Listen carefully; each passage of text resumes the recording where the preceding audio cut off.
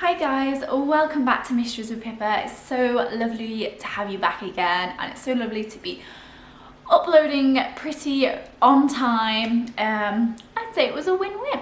So today's case is one that was recommended. It's kind of a last minute case, but haven't been able to get it out of my mind. And this is the case of the boy in the box. This case is so strange, it will blow your mind. It's also still pretty much unknown. What we knew from when the murder happened to now is pretty much still the same.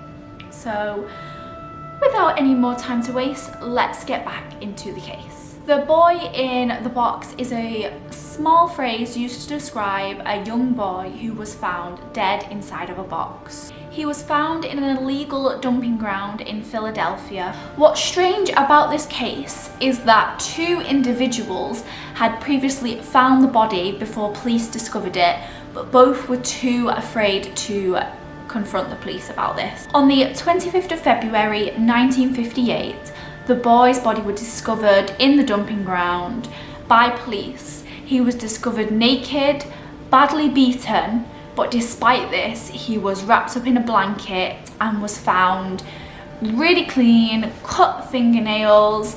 His head was cut, but it was cut very uneven, as if to try and hide or disguise the individual's body, and his hair was kind of cut around him. While at first glance the boy did appear to be well looked after, and people did believe he had come from a really good background because he had his hair cut, his nails cut, he was clean.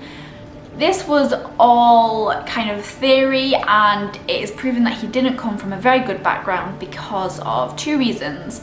Number one, he was badly beaten, and it was the reason for his death, a head trauma. And two, he was severely malnourished.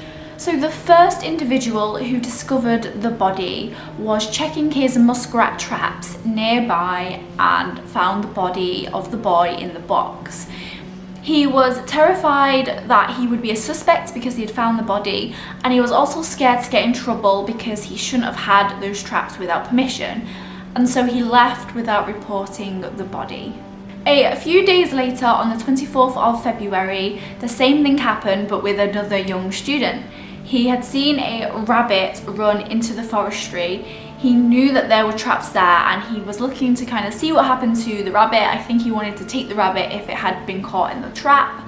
And this is also when he discovered the body of the boy. He too was very scared and didn't report it at first, but the next day he did end up reporting that he'd found a body. And this is when the boy was discovered by police. The police actually revealed photos of the boy to try and find him, and over 400,000 flyers across Philadelphia to try and identify who the boy was and what had happened. But this fell on deaf ears. Still, nobody has come forward. Nobody knows the boy, but he belongs to someone. He has a mother and he has a father. Someone knows what's happened to this boy, but nobody has ever come forward. In 2016, the National Center for Missing and Exploited Children did an amazing thing. They released an updated facial recognition of what the boy would look like today to try and find if anyone knows any more information about the boy. But unfortunately, still no luck. Now that you guys know the story, I'm going to go on to the theories. There are many theories, all which are completely what seem valid and plausible and you would believe 100%, but I really want to say the two main theories that are circling around, and let me know what you guys think. The first theory is the foster home theory. One of the medical examiners, Remington Bristow, had an unhealthy obsession with this case and wanting to solve it. He used to cut out newspaper clippings of the boy and the investigation, and it drove him so mad he actually ended up visiting a psychic. Now this psychic said that, near where the boy was murdered there is a White House, and in this White House there is a man who fosters people. Go there.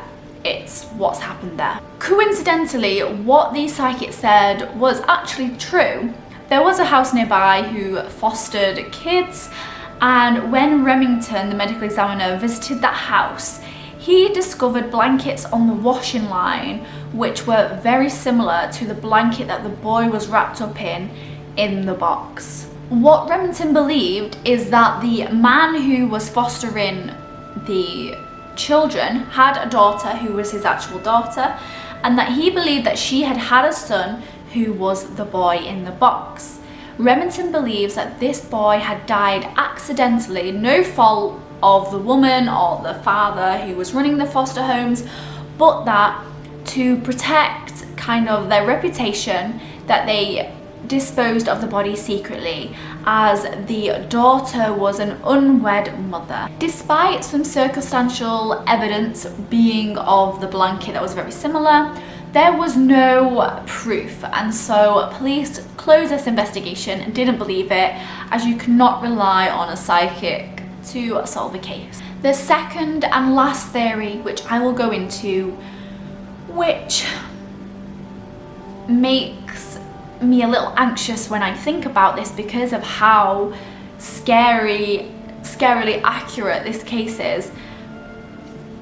It will make you think twice. It's actually making my eyes water a little bit thinking about it. This is the Martha theory. In 2002, a woman only known by the name of Martha came forward to the police and said that she knows what happened to the boy.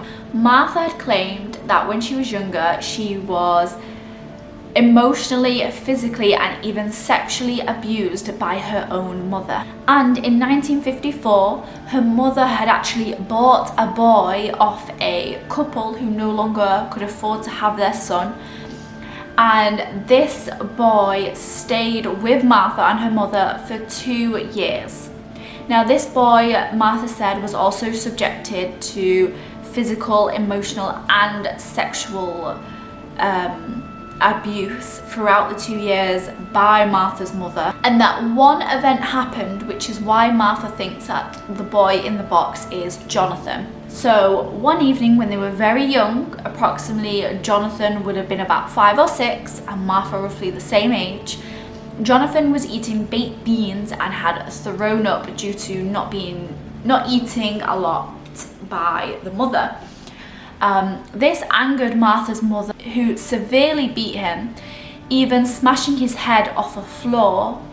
And then when he was semi-conscious, she threw him in a bath to clean him up because he had vomit on him and he was badly beaten, but that during the process of bathing him, he had passed away. Now here's where it gets incredibly creepy. So up until 2002, no stories had ever been let out to the public of the state of the boy in the box. The coroner could confirm, after Martha had come forward, that the boy in the box had remnants of beans in his stomach, that he also was badly beaten and that was the reason for the boy's death, and that his pads of his fingers were water wrinkled when he was found. And none of this was known to the public at the time, so directly what Martha said does corroborate to the boy in the box and his death.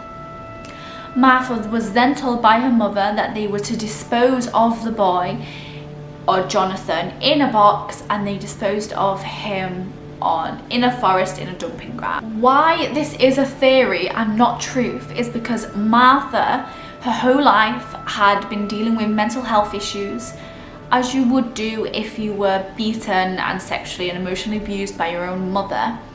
And so her testimony couldn't be believed precisely because of the issues that she was suffering. It's also worth mentioning that they did get in contact with neighbours and friends of Martha's mother around the time that Martha was supposed to have this boy with her, Jonathan. No one corroborated it. None of the neighbours at the time said that boy ever lived there, and they called it ridiculous. So despite this, nothing can be proved. It is still a theory, a scary theory at that, and potentially true. but it's a theory nonetheless. So please do let me know what you think about this case. It's definitely the strangest case that I have ever studied since I have been doing it. I would love for this to be solved. I don't think it will. It's been 60+ years since it happened, but it's always important to raise awareness and to make sure that this does not happen again. So if you haven't heard of me before, I'm Pippa. You can follow me on Instagram, Mysteries with Pippa. I also have a Facebook account that you can keep up to date when my new videos are uploaded. Just type in Mysteries with Pippa on Facebook. And with that, I am off, and I shall see you next week for another Mystery with Pippa. Bye.